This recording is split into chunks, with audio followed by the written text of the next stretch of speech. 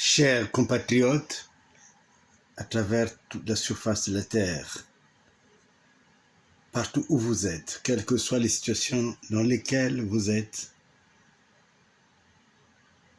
quand votre vie est menacée, sachez que désormais la République vous défendra.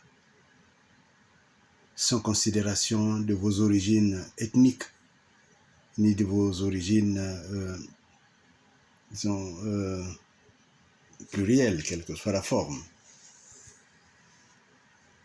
Je viens d'être alerté et depuis cet après-midi, nous travaillons dessus sur le cas de M. Obami Ngolo, qui est entre la vie et la mort dans la prison de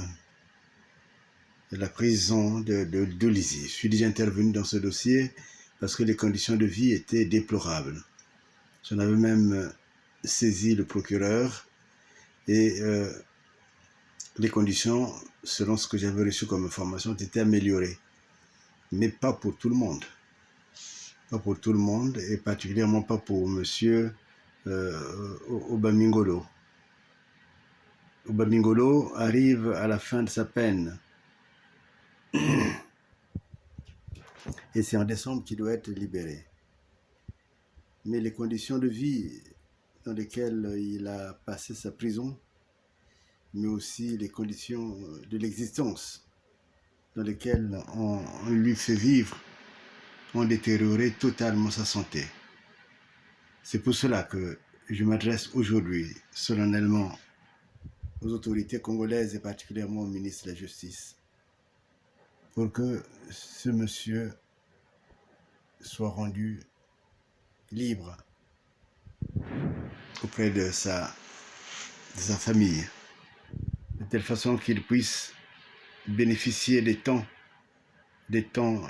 qui lui reste à vivre, non pour mourir comme un chien dans une cellule, mais pour mourir dans la dignité, ou pourquoi pas pour sortir de cette situation de telle façon qu'il puisse retrouver la chaleur de sa famille, mais aussi sa propre vie.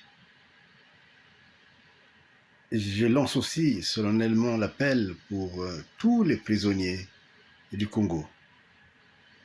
Je sais qu'il y en a beaucoup. Je sais qu'il y en a qui attendent même d'être jugés. Et ce ne sont pas des conditions de dignité dans un pays. Et c'est pour cela que désormais, où que vous êtes, sachez que mon secrétariat est ouvert et disponible. Il ne s'agit pas de vous dire je ne suis ni du sud ni du nord. Vous êtes congolais et cela est suffisant. Et je pense que le Congolais a été trop méprisé et je dirais même trop ruiné. Il n'a plus jamais eu confiance en lui-même. Et c'est pour cela que je suis là, pour que la confiance revienne, pour que la vie retrouve son cours. Monsieur Obami Ngolo, je demande que la justice intervienne immédiatement dans votre dossier et que demain, je puisse avoir des bonnes nouvelles. Je vous adresse à vous, tous mes compatriotes, mes sentiments les plus vifs, mes sentiments de droiture, d'équité, mais aussi la fin de la terreur. Parce qu'un peuple ne peut pas vivre sous la terreur. Ces gens qui nous sont venus d'ailleurs, qui sont venus pour apporter la terreur, doivent repartir avec leur terreur. Le Congo est un pays de paix. Il est fait pour la paix. Chers compatriotes, soyez solidaires. Ce que vous pourrez faire, faites-le. Je demande que la vie de M. Obami Ngolo, comme la vie de beaucoup d'autres compatriotes, au Congo et à travers le monde, aujourd'hui, soit regardée différemment. Parce que La prison n'est pas la fin de tout. C'est un redémarrage. Bon courage à vous, chers compatriotes.